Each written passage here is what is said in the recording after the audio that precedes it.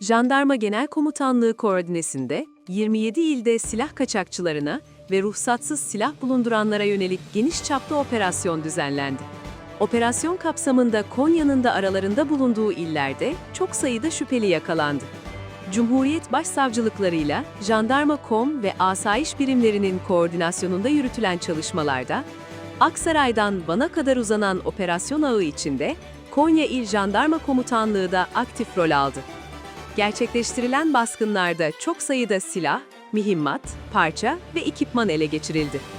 Toplam 259 şüpheli hakkında işlem yapılırken, zanlılar hakkında 6136 sayılı ateşli silahlar ve bıçaklarla diğer aletler hakkında kanun kapsamında yasal süreç başlatıldı.